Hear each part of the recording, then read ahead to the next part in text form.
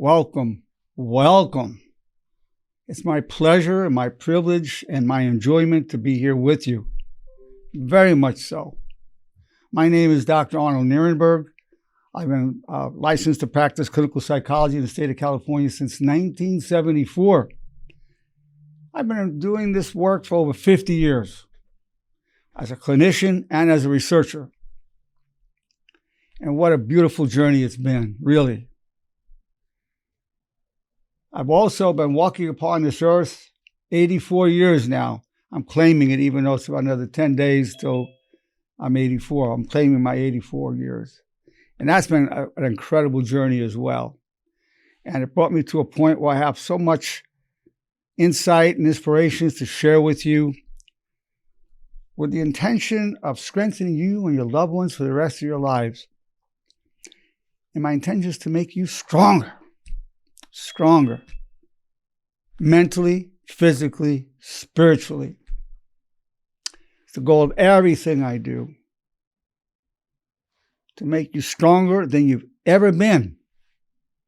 All my lectures and videos, this is lecture number 980. All of that's meant to do that for you. I have over 100 books, all meant to do that for you. It's been quite a journey. And I want to be able to have this conversation with you when you're 95. I'm not just interested in your life for the period that I know you, but I'm interested in the trajectory of your whole life. So when you're 95 years old, the conversation I'd like to have with you, whether I'm on earth or in the hereafter, for you to be able to say to me, Dr. Nerenberg, I've led an honorable life and I have no regrets. That's what I want for you. That's the conversation I'm looking for with you. I'd like you to come into this journey with me with the idea of being able to say that when you're 95 years old. And what a beautiful thing that will be, and what a beautiful legacy you're going to have when you're able to say that. A legacy of honor. That's what I want for you. Because that legacy endures for all eternity. The money, the beauty that you have, the handsomeness that you have, the houses that you have, that passes. Only honor is forever. It's been my privilege to share with you the teachings of honor that have come to me from the promptings of the Spirit. Call it from God, call it from the Holy Spirit, call it from the divine intelligence. I recognize what they are and I speak it. I speak these truths. And everything I tell you, everything, you already know it. You already know everything I'm going to tell you. I won't tell you one new thing, not one. But I'm going to shine a light on certain things that you know that will transform your life forever. Well, you're going to make what I'm telling you a priority. That's the transformational process. The title of today's presentation is A Guide to Successful Adulting and Maturing. A Guide to Successful Adulting and Maturing for ages 24 to 39. For ages 24 to 39. And I'm dedicating this lecture to my daughter, Natasha Nerenberg. I said to her, what do you think I should present at this time? Sitting on the couch at the house watching TV. He says, well, I think it should be on adulting. I think that was the first time I heard the word. Her generation, everybody knows the term. It was new to me. And when I've talked to people my age or a little bit younger, people hadn't heard of it. So it's adulting and maturing. The reason I added the word maturing into the title is in case you never heard of the word adulting, like I hadn't up until a few days ago. What's going to be involved in it is responsibility, accountability, and consistency, commitment and integrity, and communication. Those are going to be the dimensions for adulting and maturing. It's not a matter of growing up. You hit 21, you're not growing up. I was far from growing up at 21. Growing up, maturing, and adulting is a lifetime process. But sometimes when it's an accelerated period, and an accelerated period is like 24 to 39, although to be honest with you, I really didn't start catching on until I was 70. At 84, I finally have an idea what I'm doing. So I would say with absolute certainty that it really doesn't stop at 39. I just picked those ages. It's a very accelerated period. But for me, I think it comes in waves. I think from 70 to 84, I was another accelerated period. It really doesn't stop. The adulting, the maturing, becoming a man, becoming a woman, it really doesn't stop if you're looking for truth and if you value wisdom, integrity, if you value honor. And I'm going to talk to you about honor throughout our gathering today. So it's not like, I'm finally an adult. It's always a process. It's always adulting. I'm not mature. I'm not an adult. I am always adulting. I'm always maturing because there's no end to the potential that we have. So the idea of the finished product is a myth, a total myth. But there are certain basic processes to function in society, to make a living, take care of your responsibilities, to have a family, to be able to take care of others, yourself. That's what's normally referred as adulting. But at a psychological, spiritual basis, it goes way beyond that. It does. Now, one of the commands of honor, there's 4 commands of honor, the bridge, there's 25 laws of honor, there's 25 demands of honor, the supremacy of honor code. But the basics are the 4 commands of honor in the bridge. One of the commands of honor is this: I take full responsibility for co-creating my reality and my problems. I take full responsibility for co-creating my reality and my problems. As you follow that, you can see the adulting, maturing process in that. So we don't just go around blaming. If somebody's blaming, says, I'm this way, my parents did this, society did that to me, my teachers did this to me. It's all true. I'm not saying it's not true. But you have to look for what way did I co-create my situation? Not to condemn myself, not to put myself down, not to make myself guilty, but to see how I can empower myself to go beyond co-creating those situations. What do I have to do to go beyond that, to achieve my goals in life, to achieve my destiny and my calling in life? That's why you want to be able to do this. But you won't do it unless you recite to yourself 3 times a day for the rest of your life this sentence: I take full responsibility for co-creating my reality and my problems. That's the key to your adulting. That's the key to your maturing. Now that involves a self-honesty where we don't lie to ourselves. We don't try to rationalize away our wrongdoings. And that's a long-term process because we all justify the blamings and wrongdoings that we do. It took me a long time and some rather extreme circumstances why I stopped doing that. Now we have 25 laws of honor. One of them is keeping my word is my first priority always. Keeping my word is my first priority always. You're not adulting if you tell people you're going to be somewhere at a certain time and you're not there, or you don't call and say I'm running a little late. You're not adulting when you tell your employer I'm going to be there, I'll be there every day at 9 o'clock, and 2 days a week you call in for one reason or another. That's not adulting. Keeping your word is your first priority always, and it's the foundation.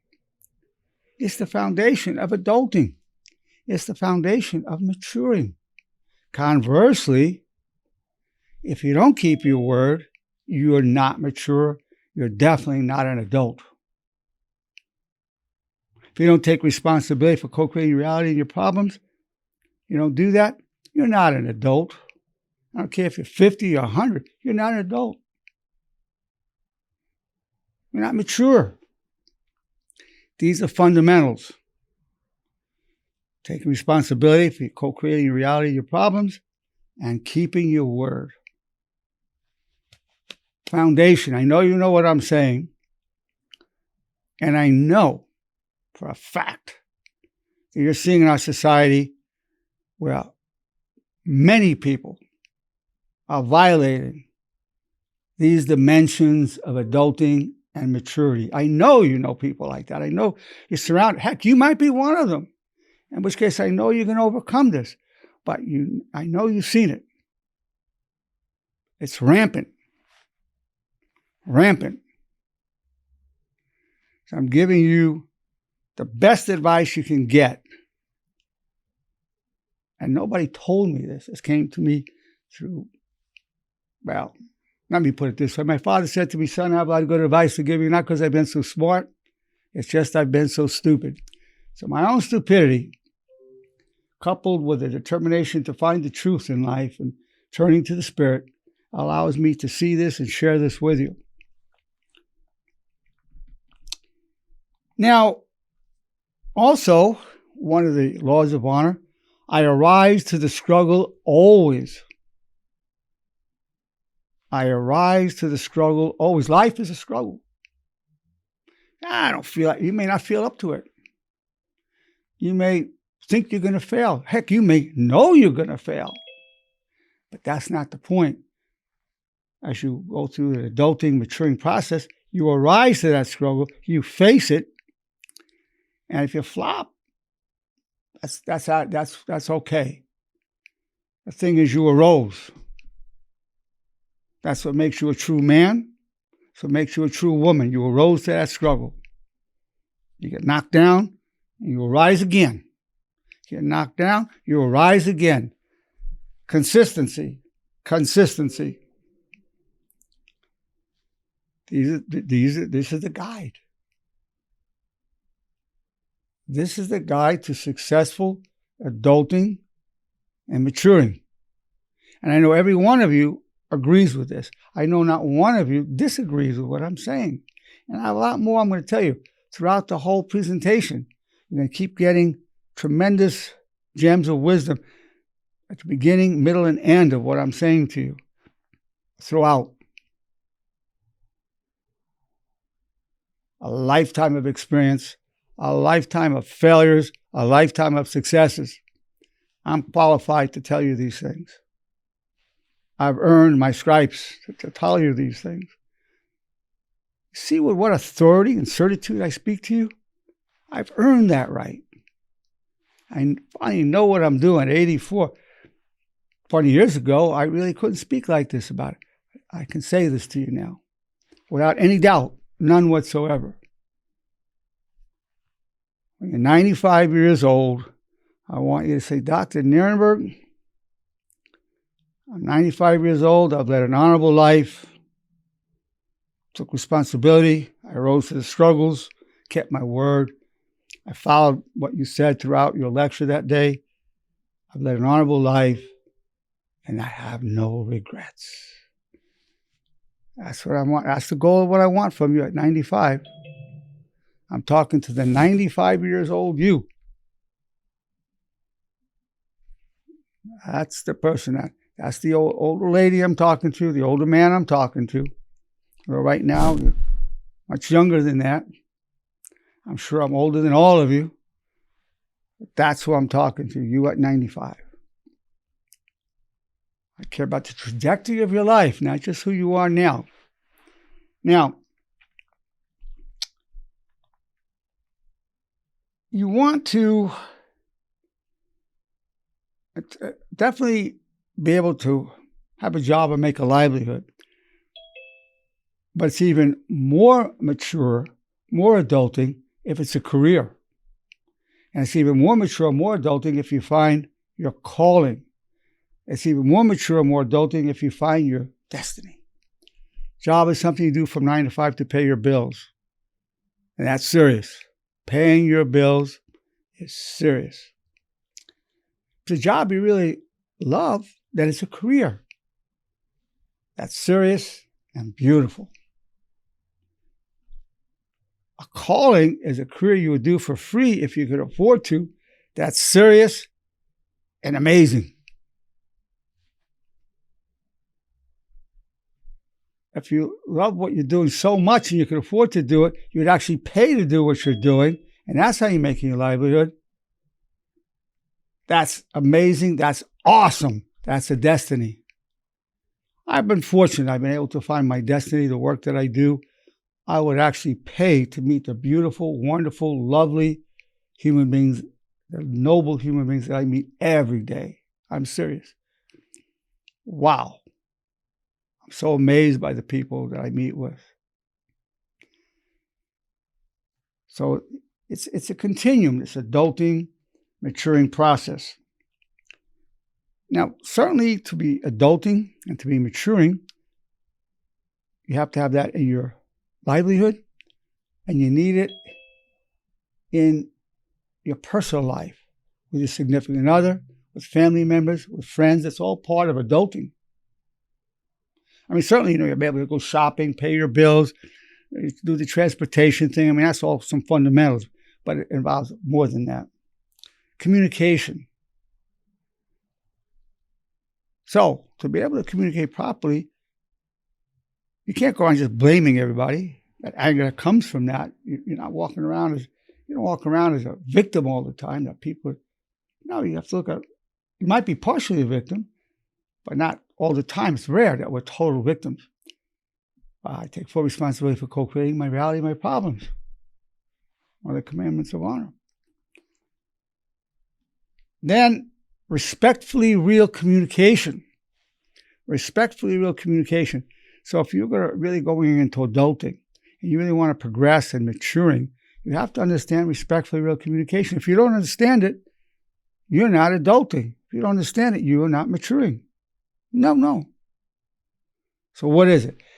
It's when you have a respectfully real communication, you're creating a bridge or a connection to another person as you talk to them, even if it's a difficult conversation, as opposed to a wall or a barrier. I'll give you an example of real. We're not talking about real. We're talking about respectfully real. Real could go this way. Hey, I think you're stupid, ugly.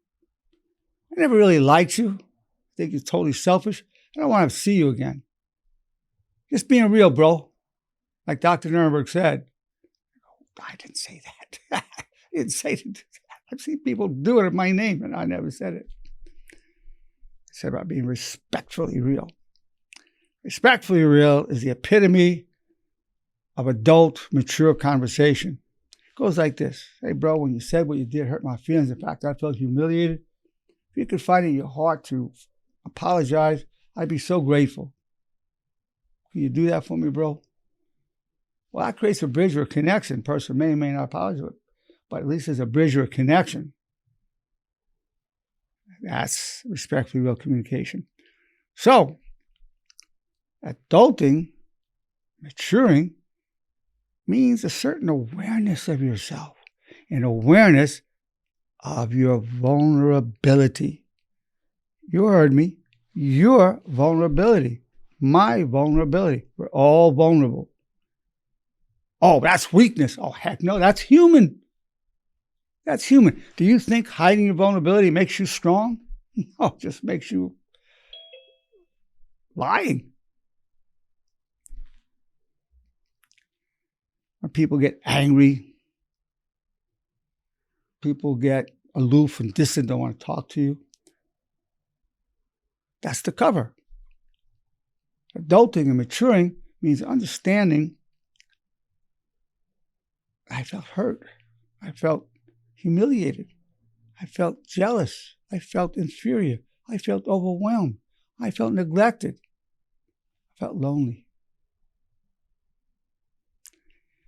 That's what's under it.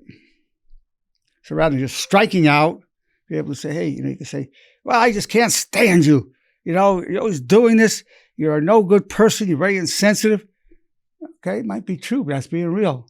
You're saying, hey, that really hurt my feelings. You know, I care about you. If I didn't care about you, I wouldn't feel hurt, but I'm hurt. I feel hurt. I need some reassurance. Now, if you can do that, that's becoming an adult. That's maturing. If you can't do that, then you're not adulting. You're not maturing. If you're in denial of your vulnerability, you cannot consider yourself mature or adult. Not even close.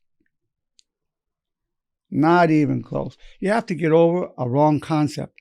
Vulnerability doesn't make you weak. Covering it up often does. Sometimes you have to cover it, but you're doing a lot more than necessary. Do it with your significant other, close friends, family. It's not necessary. You might at work feel I just can't expose my vulnerability. Well, there are times where you don't want to, but a lot of times you could, and you're not. You're not doing it because you're afraid it'll be used against you. You're afraid that people see your vulnerability. You'll be afraid that people want to exploit your vulnerability. That's being fearful. Your life is run by fear. Oh, I don't want him to know that about me. Oh, he'll use it against me. He'll hurt me with that. I better hide that. Well, there are times when that's true. But a lot of times you're doing it and you really don't need to. So I'm trying to show you the path to adulting. I'm trying to show you the path to maturing. If you follow my guidance, you're going to grow. You're going to get stronger. If you don't follow my guidance, you're going to get stagnant, stuck. Maybe you're going to go down. It's your choice. I'm giving you the knowledge for you to go beyond your formal limitations. You want to do it? Or you want to do it later, but you want to do it at some time. Now, the other commitment. If you're going to take a job, a career, a calling, or destiny, you want to give it 100%. 100%. If you're in a relationship, it matters to you, give it 100%. You want to give 100% to pursuing the way of honor. 100%. Why pursue honor with 20%? Honor. I define honor as loyalty to your highest constructive values, as enshrined in what I call the 4 commands of honor, while striving to cause no harm physically and emotionally. I'm giving you some of the commands of honor as we go along in our talk today. I hear so much from women who are dating. It's ironic to these guys, they're all commitment phobic. They don't want to commit. They don't want sex. They want a good time. I understand that, but nobody wants to commit. I mean, I'm hearing it a lot from wonderful young ladies, wonderful, beautiful young ladies. Same issue. Well, if you're afraid of commitment to a significant other, or to honor, or to your job, you're not adulting very well. You're not maturing very well. But if you are, then you're moving right along that continuum of adulting and maturity, which I know you want. Well, these are a great guide. I'm giving you the best guide to adulting and maturing for ages 24 to 39. But the truth is, I could have said 70 to 120. I'm serious, because we're all in that process as long as we're on earth. And it's a beautiful journey. As you enter these stages of manifesting what I'm teaching you, you're going to love it. And you're going to have better relationships, better income, more peace of mind, more joy, less stress, less depression, less anxiety, less panic attacks. Your life's going to be improved as you mature. I'm not saying it's going to be fun all the time. It's not. But you become more resilient. You're going to go down, and then as you apply this, you're going to come up. And I've talked about the other aspects of commands of honor in my other videos. You're welcome to watch that. I go into it more thoroughly. I've given you the laws of honor, the commands of honor. Now, one of what I call a derivative of the commands of honor. So the command of honor, I'm grateful for the power I gain from hardship. Whew. Now, talk about maturity, talk about adulting. When you become grateful, you're going through a hardship. We all do. No one escapes that suffering. But when you can look at it and say, you know what? This is painful, this hurts, this is hard, but I know I'm getting stronger from it. This hardship's making me strong, and I'm grateful for that. That command of honor is an important part of maturing. And it's doable. I've so many stories about my own life and where I've helped other people with that command. A lot of it. You just have to watch my other videos. You'll see them all over the place. Now, a derivative of that command of honor, the two derivatives. One is, I hope to come back much stronger than ever. If you believe in God, you can go, I hope to come back much stronger than ever, God willing. Well, right when you're in the midst of it, that gives you hope in the midst of it. You're saying, I hope to come back much stronger. I'm not doing well right now. I'm really not. But I hope to come back much stronger. And you will. Another derivative is this. Wow, this is strong. What's the best true story I can tell myself about this problem? What's the best true story I can tell myself about this problem? I've talked about so many examples of it.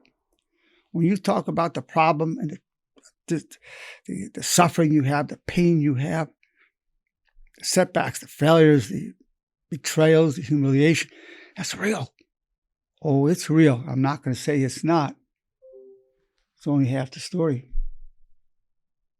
You're not telling the full story. Because if you look at it, you'll see there was a gain. Every time, look at your life, I don't care what the trauma was, you'll see there was a gain.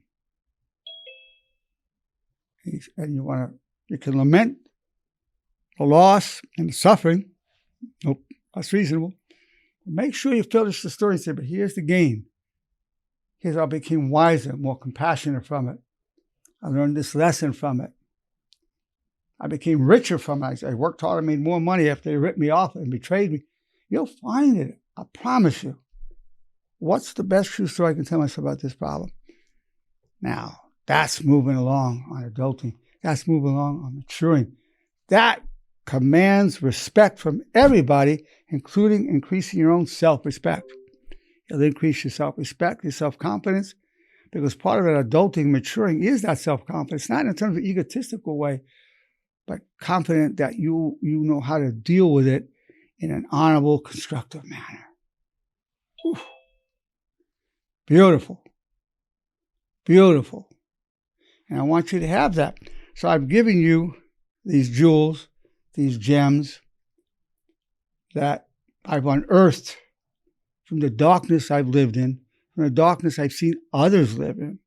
I've pulled out the jewels right from within that, and I'm giving it to you for you to incorporate into your own psyche. I'd be repeating these things I'm telling you, to repeat them 3 times a day, these truths. If you don't, and you got to do it all your life, and then you will manifest adulting and maturing. And you know, an important part of adulting and maturing is wisdom. Wisdom. If you're not wise, then you're not adulting and maturing maximally, but you'll attract wisdom. Now, wisdom involves integrating your gains and your losses, your joys and your sorrows into a constructive perspective. Integrating your gains and your losses, your joys and your sorrows into a constructive perspective. If you're able to do that, that gives you a wide perspective. And the wider your perspective, the more content you'll feel with life. There'll be more light coming from you. I mean, the alternative is this. Somebody can say, oh, I see the nature of life. Look, this was done to me. This guy betrayed me. That's everything in my universe. That guy betrayed me. And you're so angry. And it's real. But you're not recognizing I have this finger, this finger, this finger, this finger, this finger, this eye works, and so on and so on. You forget about all the blessings you have. You're just focused on that. But once you apply these commands of honor and the derivatives, It helps you come out of that narrow view. It expands your view into the glow of wisdom. And that's a beautiful thing. Beautiful. That creates a little smile in you. A little smile when you're above it. You're in it and above it. And that's what I want for you. It is doable. Very doable. Just have to follow my guidance. And you've got it. More valuable than gold and silver things, I'm telling you. You'll leave the gold and silver behind soon enough. But this will always be with you as an eternal soul. It stays with you. It affects the luminosity of your inner being that goes on. This is the way to live. This is the true life. Material life matters a lot. The life of us as spirit matters even more. So I'm really trying to fulfill my intention of strengthening you physically, mentally, and spiritually. All three dimensions, they're all important. It's my pleasure to present to you a guide to successful adulting and maturing for ages 24 to 39. I'm going to open it up to our beautiful, wonderful audience of people who are deep people, who are such wise people. And when you speak up, when they speak up, they help each other because they benefit as much or more from each other than they do from me. It makes the people feel less alone and part of a beautiful community. So I'm going to open it to you right now. Whoever wants to make a comment, I know some of you are shy, but you speak up anyhow, and that's good. Anybody wants to make a comment or ask a question, please do so now. Nerenberg. Hi, yeah, please. Who is this speaking? It's Diego. Let me hear from you, Diego. Okay. Yeah, just Dr. Nerenberg. I'm 49. Good to see you again, by the way. Very good to hear from you, Diego. Old. Likewise, Doctor. I'm 40 years old, and I can tell you that every single piece of advice that you gave just now to the group also applies to not just that age range that you mentioned, but I think anyone can take away a lot of things from this here. Like you said, it's just hold yourself accountable to what you're doing, and just by doing that, like that's gonna open up a lot of doors in people's futures. I think just hold yourself accountable for your actions. Diego, I know you really well. I know your spirit. I know the psychology of you. And you're a deep man. You're a great man. And you're a humble man. So you're able to allow this knowledge you recognize truth because you're a truth seeker. And then you manifest it. And you're at a very accelerated state in your life at this time. I'm not saying everything's easy for you because I know your life circumstance. It's not. But you're in an accelerated growth period right now, Diego. I see that in you. And I'm proud of you. Thank you, Dr. Nerenberg. Really appreciate that. Yeah, it's a pleasure to know you, Diego, truly. Likewise. Yeah. I see you as one of the great leaders in the honor movement. Thank you. And who else wants to say something? All right, now Hugh's going to say, okay, Hugh, what would you like to say? Part of maturing is recognizing that you don't want to have something control you, like gambling, cocaine, heroin, so Hugh's saying part of maturing is knowing you don't want to have some destructive tendency to control you. You don't want alcohol or gambling or drugs controlling you. What I say to that, and firstly, I agree with that, and as always, that's a beautiful point. What I like to say is this: we're all a slave to something, so choose your master well. We're all a slave to something, so choose your master well. Want to be a slave to a cigarette? Absolutely love that, Doctor. Yeah, I remember when it came up to me about 5 or 6 years ago, I was talking to my stepson, and he popped in spirit. You can be a slave to gambling, alcohol, sex, so many things that can lead to real issues for you. Or you can be a slave to virtue, to integrity, to honor. I'm a slave to honor. I make that choice. And what a different life that is. But you're going to be hooked on something in life. We all are. Some people are addicted to money. That's a good thing, having money. I don't want to put that down. Oh, no, that's a good thing. But when it's money, a person makes a lot of money, billions, but they don't have honor. Wow. that person's a loser. That person's a failure. Only honor makes you a success. Of course, then you want to make money, be healthy, look good, and all the rest. But only honor makes you a success. Only honor makes me a success. Once you understand that, then it's not just a matter of making money. It's about making an honorable livelihood. For example, if I was involved with the manufacture of cigarettes, that's not an honorable livelihood. See, you're exporting death. On the other hand, if you're in the fields, you're growing broccoli, organic broccoli, and then you're bringing life to the people. Yeah, that's just giving you what real success is. Very yummy. But yummy, the broccoli's yummy? Okay. Who else wants to make a comment or ask a question? I have a comment, Dr. Nerenberg.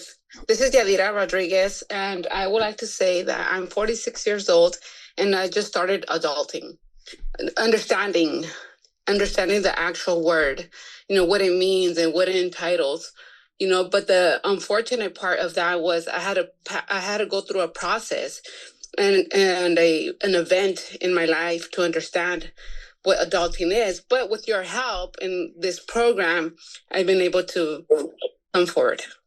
Tell me your name again, your first name? Yadi Rodriguez. Oh, Yadi. Okay, Yadi, yeah. Well, I'm really glad you said that, Yadi. The same for me. I had to go through difficult situations. Like I said, I went through an accelerated adulting at age 70.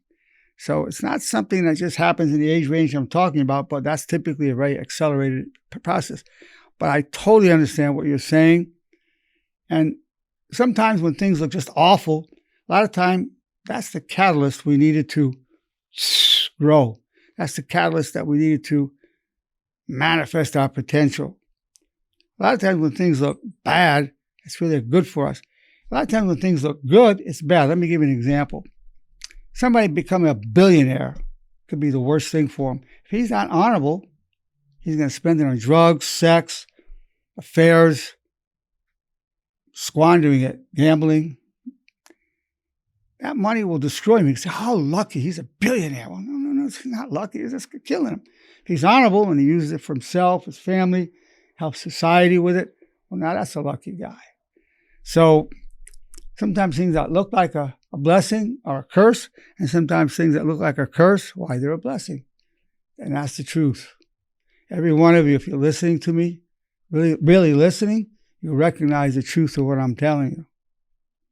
That's real. So glad you spoke up about that. That was powerful.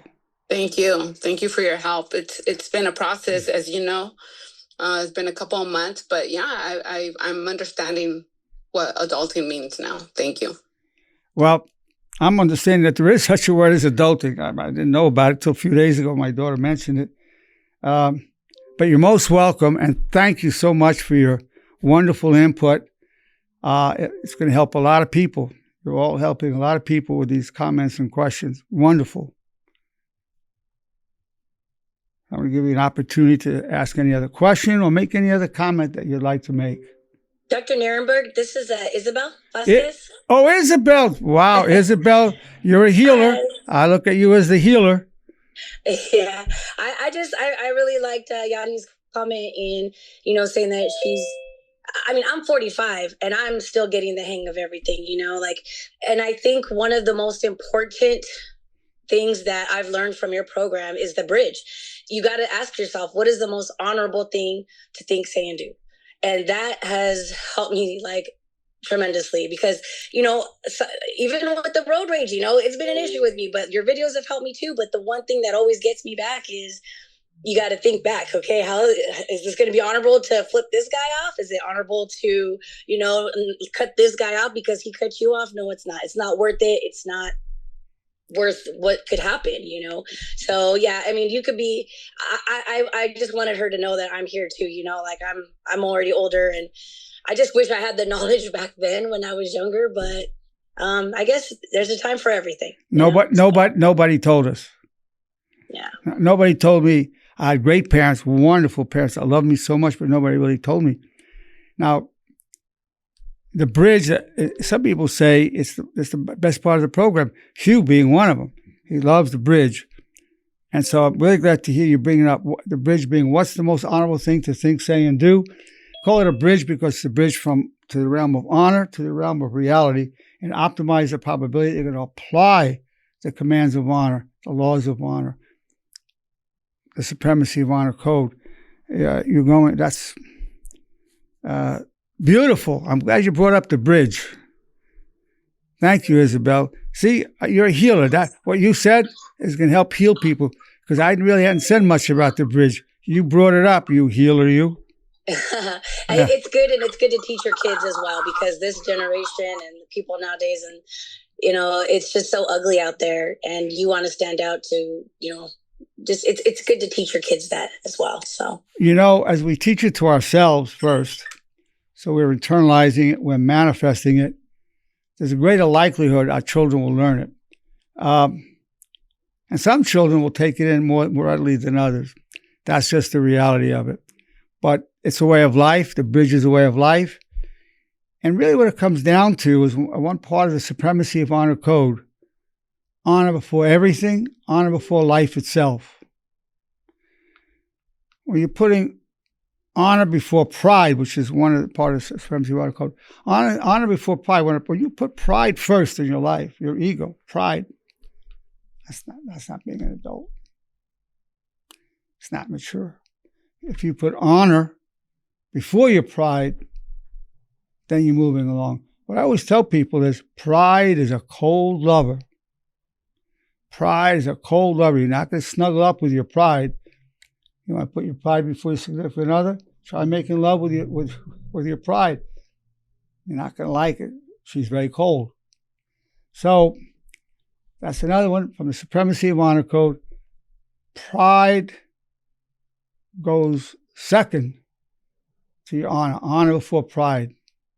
Your pride matters, your ego matters, but honor matters more. If you want to be adulting, if you want to be maturing, that's essential. That's a requirement for the adulting process, for the maturing process. And you were both talking about being in your 40s, you're still adulting, you're still growing up, I'm 84, same process. It's just been an accelerated thing. So, but the fundamentals of taking care of your life circumstance, the maintenance of your rent and your car and paying the bills and doing the laundry and washing the dishes, that's a lot of people, that's part of getting into the adulting. But adulting and maturing goes way beyond that. But that's the foundation. You got to start with that. Yes. Excellent. Thank you. Thank you, Isabel. Doctor? Hugh has something. Yes, Hugh. Part of maturing and adulting might need you to break away from some of your dishonorable friends. Yeah, Hugh's saying sometimes adulting and maturing can involve getting away from your dishonorable friends. Yeah, if you're trying to give up booze and all your buddies are boozing it up, that might not be the best company for you right now. I know a guy who stopped for about 3 or 4 months. All his buddies, a strong circle of friends, they said, come on, we're going out for a drink, why not? Eventually he succumbed to just be with his old buddies again. So sometimes, not to feel superior or reject the people, but sometimes you need to maybe be away from certain individuals for a certain period of time so you can continue your own growth. That could be a very honorable thing to do. That's a great point, Doctor. And Hugh, that's Diego here again, Doctor. That's a great point. Maturing, part of maturing is just outgrowing your inner circle and the people that you were close to at one point. Outgrowing yourself too, That's very true. Again, it's not a matter of looking down on the people. It's not a matter of disliking them or rejecting them. It's just a matter of wanting to manifest your potential. And these individuals could be part of helping you, assisting you to compromise your integrity. You don't want to be compromising your integrity. And if being around some individuals keeps pulling you that way, well, you need to step back for a period of time, maybe indefinitely, but you still can love them and wish them well. but you might need to pull back for a while or forever, but maybe for a while. Absolutely, absolutely true. Absolutely true. I'm sure we've all had that experience. We needed to pull away from certain people for a period of time. Absolutely. Who else? Good evening, Doctor. This is Renzi. Renzi, good to see you, Renzi. Good to see you, Doc. So I know working out is a big part of your life. You enjoy exercise. I'm a slave to my family, and I want to see them healthy, but they don't go to the gym. They don't lift weights, and they don't have the same kind of drive that you have for physical fitness. How do I help them out? How do I kind of like... The best way to help them out is you have to be doing it yourself, and they may or may not come along. If you're working out, you're doing your calisthenics, you're doing push-ups, squats at home, so they see you doing this, you're doing yoga, you're doing your qigong, they see you doing your stretching. They're more likely to see it if you're working out at home. If you go to the gym, they know you went to the gym, but they're not really seeing it. Then they see the results. They see your health glowing, especially you want to be eating beans, greens, and berries every day, in addition to whatever else you eat. You don't want to be smoking, you don't want to be drinking alcohol. So you start glowing, and they go, wow, that's really attractive. What you will find, even if they don't do it, they will find if they run into a health issue, they will ask you what you're doing. A lot of times the motivation is they start getting sick. They start feeling weak. Then they might say, hey, Renzi, what are you doing? And that's what's happening to me. What should I do? They'll start asking for advice. I have 7 children. They don't ask me too much advice on life anymore. But when something's going on, they call me up and I say, hey, Dad, what should I do with this? And my blood work came back this way. And I tell them what natural things to do to come into an optimal range. Keep yourself healthy and not only go to the gym, but do whatever home workouts you can do. People think you have to go to the gym. Well, the gym, it's not a location. The floor is a gym. The earth is a gym. As long as you have somewhere you can stand and do squats, go down and do push-ups. You can lay down and do leg raises. You can go lay down and do crunches. You can get a good workout. So don't think you have to go to that building to work out. Your floor is your gym, and the earth is your gym as well. And it's good to have a place you go to also, no question about it. But when they see the results in you, say, look at Renzi, he's glowing.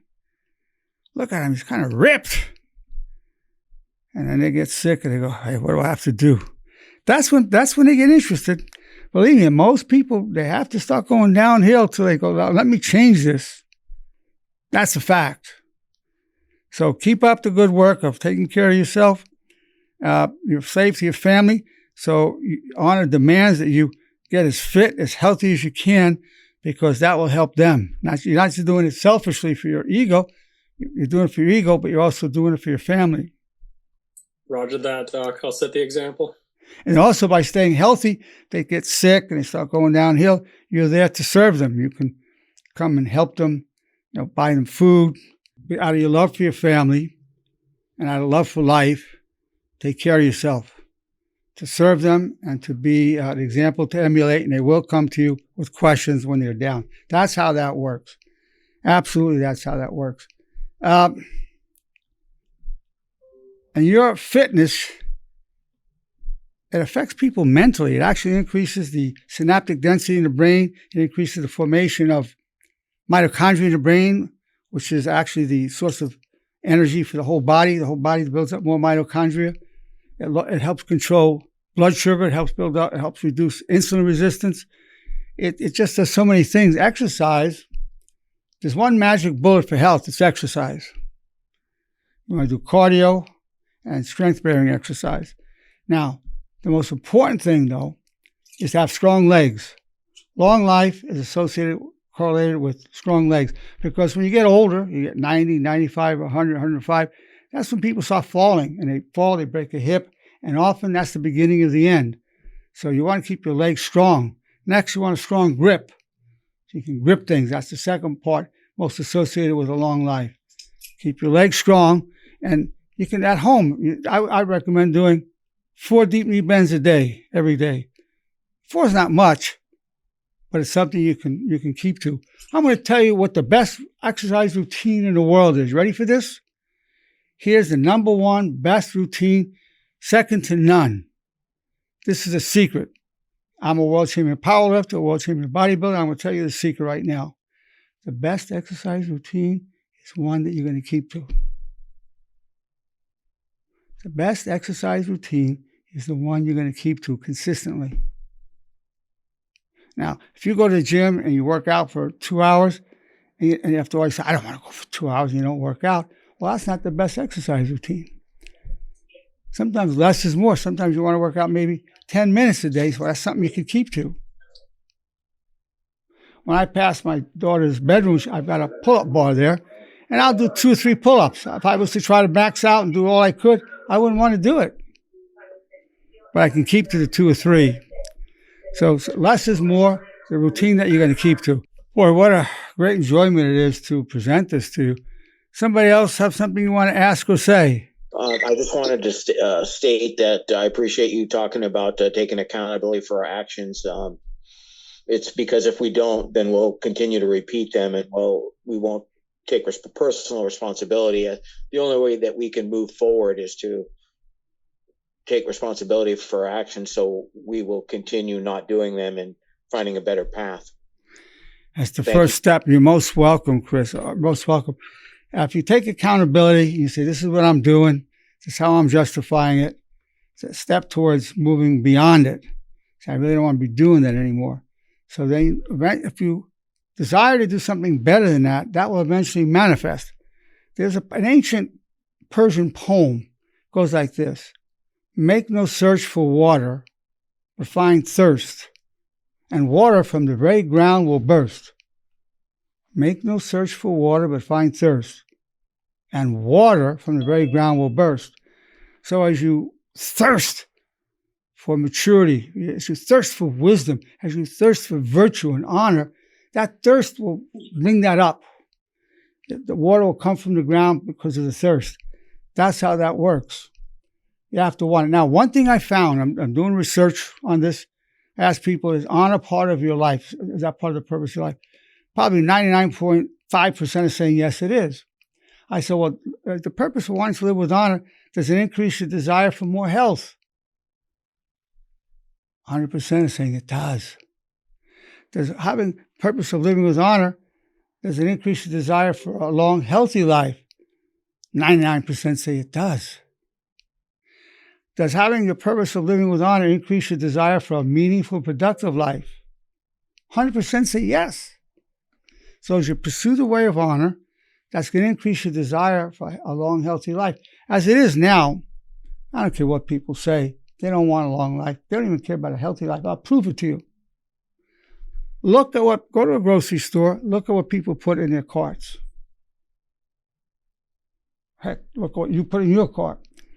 You're going to see all kinds of donuts, pastries, beer, vodka, white bread.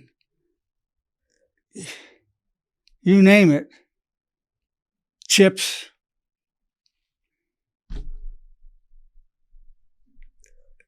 Having a long, healthy life is not a priority for them.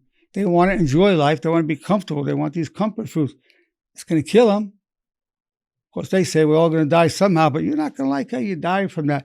You die from a stroke and you're paralyzed for a long time. You become a burden to society, a burden to your loved ones. It's not honorable. Honor demands that we live a healthy life. We do all in our power to stay healthy so we don't become a burden to our loved ones. We don't become a burden to society and the hospitals. I haven't always done that myself. I have done it for many years now. Staying healthy and strong is one of the demands of honor. I'm glad you brought up that about exercise and health. Yeah, when I was 65 years old, I took the title strongest drug-free man in the world for my age and weight. Without, no wraps, no scraps, no drugs in me, no bench press shirt. I did 365 pounds. Then when I was 70, I set a world record on a power pull-up, having 140 pounds from a chain belt and did a pull-up. And then when I was 70, I took a title in terms of winning a world champion bodybuilding contest. But I wasn't that healthy. I was strong, but I wasn't that healthy. Then I said, okay, I went through a heart attack. I went through prostate cancer, which thank God it didn't spread, so I'm okay. Then I said, okay, now the job is staying alive. Now the job's staying alive. And I found it to be a full-time job. That's the funny thing, but it's true. It became a full-time job. And fortunately, it became a hobby. It's kind of humorous, but it did become a hobby. I've been able to help many people, not from necessarily taking classes. I never really took classes, but from all my experiences and my health challenges that I've had many years. And I've been able to help so many people with that because it's my hobby. I should say to you, everything I'm telling you about physical health, I have to legally tell you, talk to your doctors about it. I'm not an MD. I'm a clinical psychologist. I have to legally say that to you. That being said, I have people saying I'd rather listen to what I have to say because of who I am rather than talk to the doctor that looks out of shape. But that's up to you. Again, it's my pleasure to present to you. Anybody else have anything? If somebody else has something you're going to say, who is that? Hi, Doctor. Yes. This is Jose Avila. Yes, good to hear from you. And hi, Doctor. I've been listening to be like in the exercise side. When I was younger, I used to do exercise every day. My wife, I never could put my wife to do exercise side. Yep. She was denied it to do exercise. Never wants to do exercise for many years. And I'm 54, and now I understand the way she was getting tired at home, emotional, mentally, with the work, with my kids. That's why she wasn't able to do exercise. Okay, let me tell you something about it. Let me interrupt you for 1 second, please. I'm going to give you Dr. Nerenberg's 4 laws of exercise. Never quit. I've been working out 70 years. No excuses. The best time to work out is now. The worst time to work out is later. If you follow those 4 laws, that'll take you very, very far. And even if you just commit to 3 minutes a day, that's so much better than 0. 3 minutes a day is far superior to 0, because the hardest part about getting in shape is getting started. And I know you can commit to 3 minutes. You do your 3 minutes, you want to stop. But a lot of times you want to go on more. So the momentum, the consistency, the most important thing about working out, it's not how long you're in the gym, even how heavy the weights, although that's all good. The most important thing is consistency. That'll take you there. That'll take you to the promised land in terms of fitness. Well, we lost you, so you can come back in. We'll talk some more. Somebody else had something you wanted to say. Dear Doctor. Yeah, Hugh. On your journey of honor, don't be ashamed if you get tempted. Yeah, Hugh's saying if you get tempted, or heck, even if you fall, we all slip at some point. But when you do it, get right back up as soon as you can. Repent, apologize, do whatever you have to do, and get back on track. That's what's key. So your slipping is not a problem. It's how fast you come back up. That's the strength. And when you're really committed to this journey, you won't slip long. Once in a while I slip up. I say something to my wife. I shouldn't have said. She'll confront me on it. I go, oh, wait a minute. I apologize. I'm co-creating this. Please forgive me. She might have started it, but if I'm adding a problem to it, I'm adding fuel to the fire. I apologize. I shouldn't be doing it. I don't expect her to apologize or anybody else, but I have to do my part. Honor demands that. Honor demands putting honor before pride. Now, if you put pride first, you're not going to apologize. But it took me a long time to learn better than that. Yeah. But thank you for that question. Who else has something you'd like to say or ask? Hi, Dr. Nerenberg. This is Tracy. Tracy, my dear, dear goddaughter, is always happy to hear from you. Thank you. I have something that I guess I've been thinking about just lately. when it comes to exercise and overwhelm, I almost feel like I have so many things to do that exercise, like I almost don't deserve to take time to exercise because I have so many things to do because I'm so overwhelmed. Yeah, you know what? That's universal. I've seen people who was totally fit, really. There was one guy who was totally jacked. He was so strong. He looked incredibly strong. Then I saw him about 5 years later. He was fat and out of shape. I said, well, what happened? Well, he got married, had kids. He's so busy. That's why if you want to commit to at least 3 minutes a day, because you can keep to the 3 minutes. You can keep the 3 minutes. You may not, if you say, I got to get a full workout in, you're not going to do it. Because 3 minutes, 3 minutes is the best routine. Why? Because it's something you can keep to. It's the exercise routine you'll keep to. So I would recommend that you commit, my dear goddaughter, to 3 minutes a day. And you used to be an elite athlete. I know how powerful you are.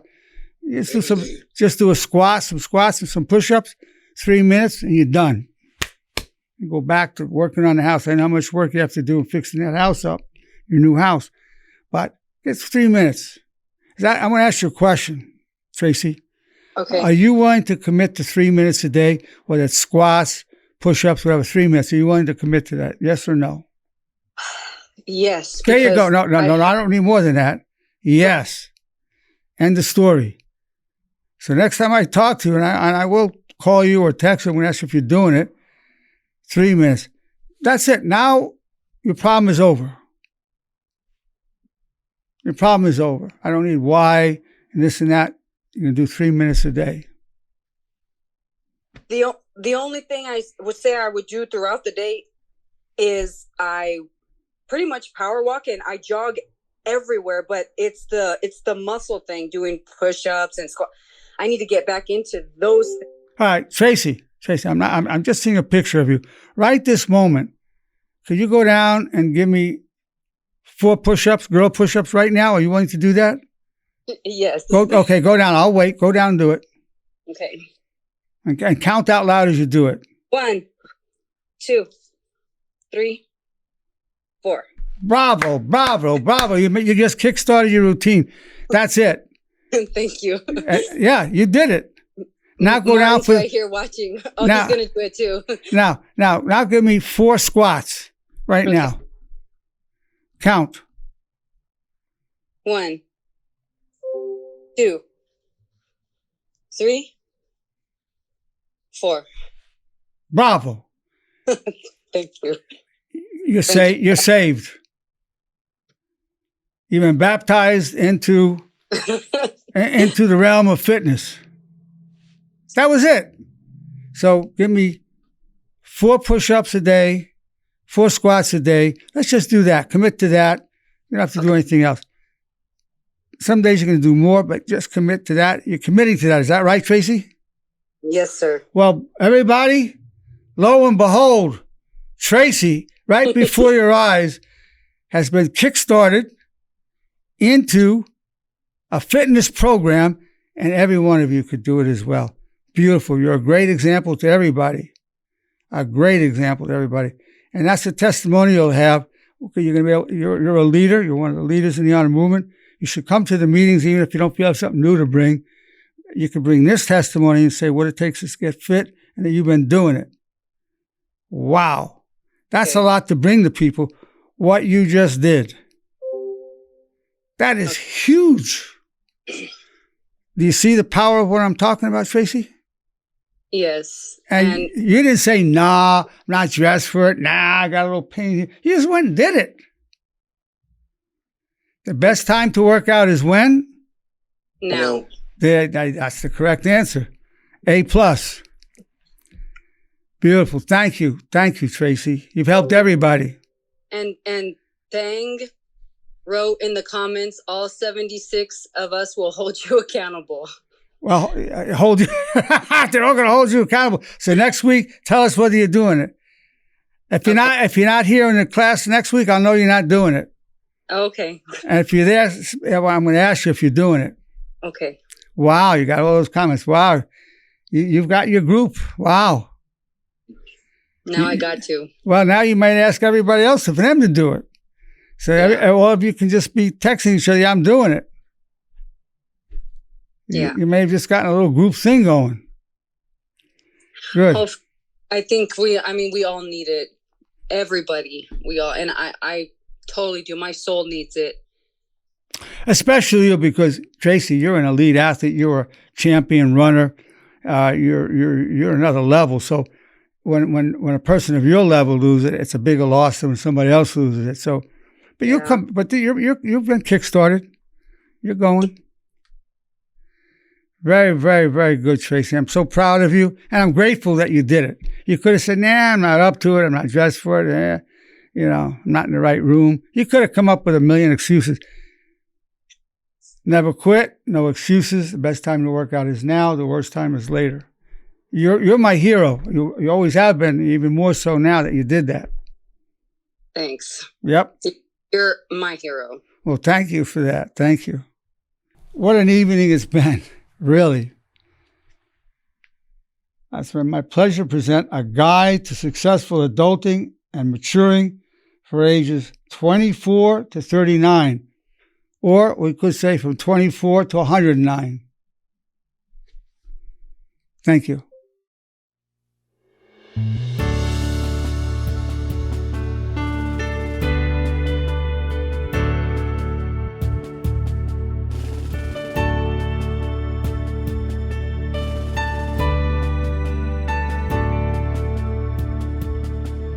The sea of destiny is in your deepest struggle. God's will and mine be one, and I wish you well. You are co-creator, respectfully real. There's a way in the valley that turns weakness to steel. We're known through all eternity. From strife we gain power, clothed in grace and love, disciples of honor. All the days of our lives refuse the way of shame. We wish nobody harm, have no one to blame. Your high calling will be done, and pure eyes now glow. In darkness crave the good, like waters from the desert flow.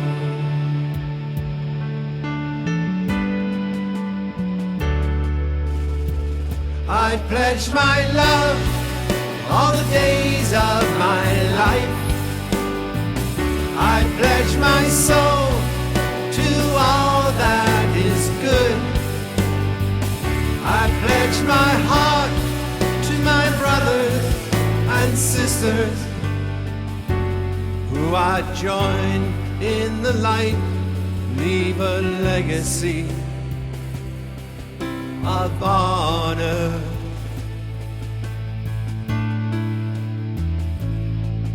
We're known through all eternity. From strife we gain power, clothed in grace and love, disciples of honor.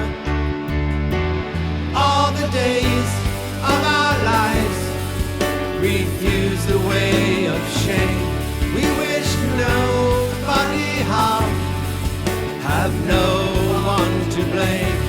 Your high calling will be done, and pure eyes now glow.